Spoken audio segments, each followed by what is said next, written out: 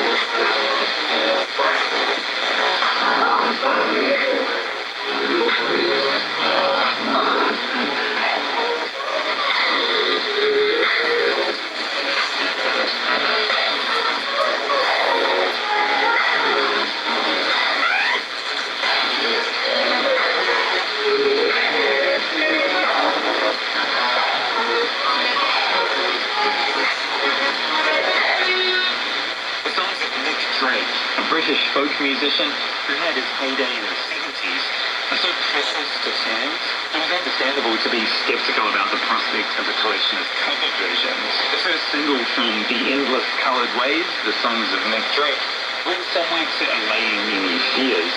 A fiery version of Cello Song by Irish band Fontaine's DC, it balanced fealty with invention.